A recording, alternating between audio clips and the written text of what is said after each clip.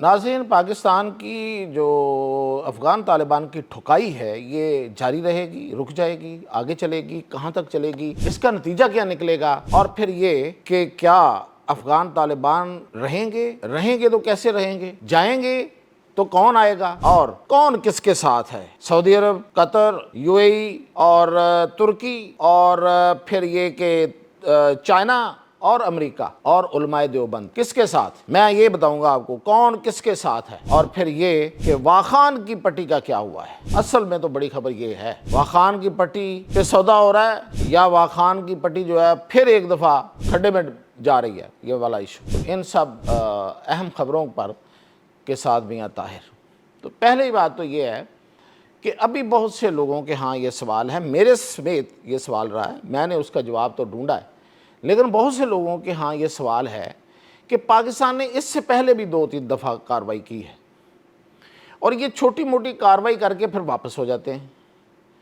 مسئلہ یہ جو ناسور ہے، یہ جو لعنت ہے، یہ جو ہمارے لیے جو ایک بڑا عذاب ہے، وہ ادھر کا ادھر ہی رہتا ہے، وہ ختم ہی نہیں ہوتا۔ پاکستان پر حملے، خودکش حملے، آ کے مطلب اسلام آباد تک حملے، کہاں تک اور جانا ہے بھائی، وہ ہو رہے ہوتے ہیں، روزانہ ہمارے فوجی شہید ہو رہے ہوتے ہیں، عام لوگ شہید ہو رہے ہوتے ہیں، پولیس والے شہید ہو رہے ہوتے ہیں۔ اگر تھوڑا دیر رک کے آپ یہی صورتحال ذرا آپ جائیں، ذرا جب امریکہ یہاں سے بھاگا تھا، اس سے پہلے جب امریکہ افغانستان کے اندر تھا، اس صورتحال پہ غور کریں۔ دنیا کی سب سے بڑی سپر پاور، اور وہ افغانستان میں بیٹھے ہوئے ہیں، جدید اسلحہ ان کے پاس، پیسہ بے تحاشا ہے، طاقت ہے، پیسہ ہے، بڑی معیشت ہے، پوری دنیا اس کے ساتھ ہے، اس وقت بھی بات کر رہا ہوں، نیٹو اس کے ساتھ ہے، پوری دنیا اس کے ساتھ ہے، اور بہترین ان کے ہتھیار، بہترین فوجی، ہر طرح کا انہوں نے چیزوں پہ قابو پایا ہوا ہے، ایک ایک کونے کو پکڑا ہوا ہے۔ لیکن کیا ہوا؟ بھاگنا پڑا۔ کیوں بھاگنا پڑا؟ سلو بلیڈنگ ہو رہی تھی، سلو ہو رہی تھی، بلیڈنگ ہو رہی تھی، مسلسل بلیڈنگ ہو رہی تھی۔ اگر دنیا کی سب سے بڑی طاقت جو ہے وہ اس بلیڈنگ کی وجہ سے یہاں سے بھاگ گئی، جسے کہتے ہیں نا پاؤں سر پہ رکھ کے بھاگی، تو پاکستان تو بڑی طاقت ہے ہی نہیں اس طرح کی۔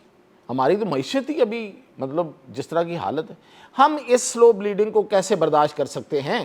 ہمارے تو پولیس والے نوکریاں چھوڑ دیں گے۔ تو اس لیے یہ فیصلہ کیا گیا ہے کہ یہ جو سلو بلیڈنگ ہو رہی ہے، یہ روزانہ جو خودکش حملے ہو رہے ہیں، جو روزانہ ہمارے سیکورٹی فورسز کے لوگ نشانہ بن رہے ہیں، بددلی ہوتی ہے، اس سے شہادت ہے، لیکن بھائی کتنی شہادتیں، اس کا نتیجہ کیا ہے؟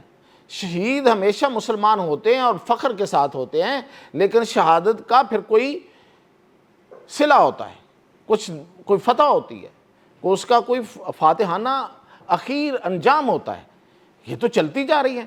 تو اس لیے اب پاکستان نے اس سرکل سے، اس منحوس چکر سے نکلنے کے لیے پھر جسے آج D G I S P R نے کہا ہے نا، ماسٹر آف دا پراکسیز، یہ ماسٹر آف دا پراکسیز ہے۔ اگر اس کا اردو میں ترجمہ کروں تو یہ یہ گماشتہ فوجی ہیں، یہ کرائے کے قاتل جو ہیں، یہ جو کرائے کے قاتل ہیں، جتنی تنظیمیں ہیں کرائے کے قاتل دنیا کی، ان کی یہ ماں ہے، یہ جو افغان طالبان ہے یہ ان کی ماں ہے، اس نے سنبھالا ہوا ہے ان کو۔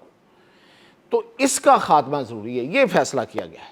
اور اب خبر یہ ہے کہ وزیر اعظم نے گو ہیڈ دے دیا ہے کہ بالکل ان پہ جائیں اور آخر تک جائیں، air strikes deep into the Afghanistan. Deep into جب میں کہتا ہوں تو اس کا مطلب پھر دو ہی ہے، قندھار اور کابل، اور وہاں پہ ہر جگہ جہاں جہاں یہ چھپے ہوئے ہیں۔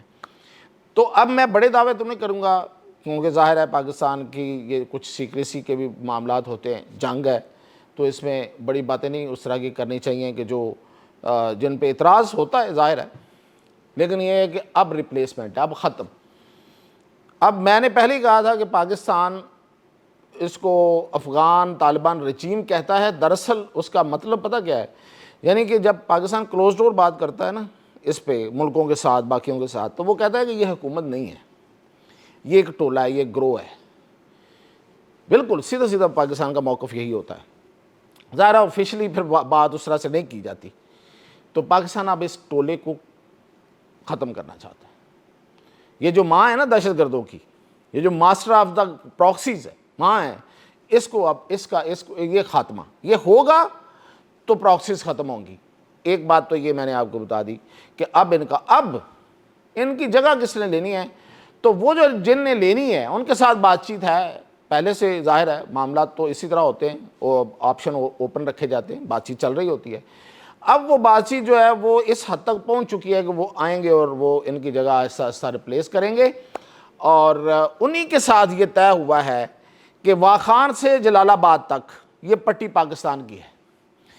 اس کی میں نے آپ کو کئی دفعہ یہ کہا ہے کہ اس کی پاکستان اور دو اور ملک ہیں، ترکی اور تاجکستان ہے، قیمت دی جا چکی، مطلب ایسے نہیں ہے، کوئی زور زبردستی نہیں ہے، اس کی باقاعدہ قیمت ادا ہوئی ہے۔ لیکن یہ طالبان جو ہیں یہ پیسے ویسے کھا کے ہڑپ کر جاتے ہیں، ڈکار نہیں مارتے، اور پھر کھا گئے، انہوں نے کچھ ہاتھ نہیں پکڑایا۔ اب پاکستان نے ان سے یہی کیا ہے کہ وہ آئیں گے، بیٹھیں گے، اور یہ پٹی اب ہماری۔ تو یہ بہت بڑا بریک تھرو ہوگا۔ دوسرا، پہلا یہ کہ یہ ختم، دوسرا یہ کہ ریپلیس، تیسرا یہ کہ پھر واخان کی جو کوریڈور ہے وہ پاکستان کے پاس۔ اور اب باتیں ہیں کہ یہ جو کون کس کے ساتھ ہے یہ جاننا بڑا ضروری ہے۔ یہ پردے، یہ نقاب اٹھائے جانے چاہیے۔ دیکھیں جی، اس وقت میں موجودہ حالات میں کہہ رہا ہوں، پہلے نہیں تھا، امریکہ ہمارے ساتھ، اس وقت امریکہ ہمارے ساتھ آن بورڈ ہے۔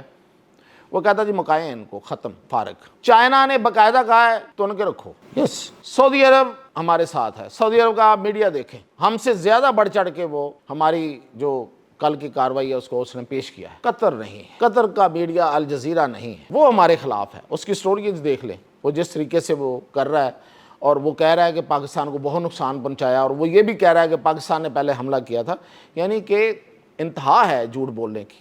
اور پھر جس طریقے سے انہوں نے پھر ذبیح اللہ مجاہد کو وہ دکھایا اور سنایا، تو یہ ساری چیزیں جو ہیں یہ ابھی سب سامنے آ رہی ہیں۔ قطر اور یو اے ای یہ دوسری طرف ہیں۔ اور پھر سب سے بڑی بات یہ ہے علماء دیوبند، ان کا ٹویٹ ابھی آپ دیکھیں، میں دکھا رہا ہوں۔ علماء دیوبند جو ہیں وہ پاکستان کے ساتھ نہیں ہیں۔ کیوں نہیں ہیں؟ علماء دیوبند کے بارے میں شروع سے مشکوک رہا ہوں، ویسے میرے لیے یہ مشکوک ہے، اس لیے کہ یہ بھارت کے زیر اثر ہیں، یہ کبھی آزاد ہیں ہی نہیں۔ اور ان علماء دیوبند نے پھر آگے جو میسج دیا پاکستان کے اندر علماء دیوبند کو کہ آپ ان کی حمایت کریں طالبان کی، پاکستان کو سمجھانے کے انداز میں۔ مثلا مولانا فضل الرحمان کیا کہہ رہے ہیں، یار کو خدا کا خوف اس بندے پہ، یہ پاکستان میں افغانستان سے آیا ہوا افغان ہے، یہ اس کا باپ اور باقی، اور یہاں رہ کے سیاست اور سب کچھ حاصل کیا، عزت و تکریم، میرے جیسا بندہ اس کی تعریف کرتا رہے، اور اب جب پاکستان کا ساتھ دینا اور افغانستان کا، تو افغانستان کا ساتھ دے رہا ہے کہ افغانستان کی داخلی سلامتی کا خیال۔ بھائی جنگوں میں داخلی سلامتی کون خیال رکھتا ہے؟ جب انہوں نے جنگ چھیڑی ہے تو ہماری داخلی سلامتی کا بڑا خیال کر کے انہوں نے بم مارے ہیں کہ ان کی داخلی سلامتی کو نقصان نہ پہنچے۔ وہ کس چیز کا نام رکھا ہوا ہے انہوں نے، داخلی سلامتی؟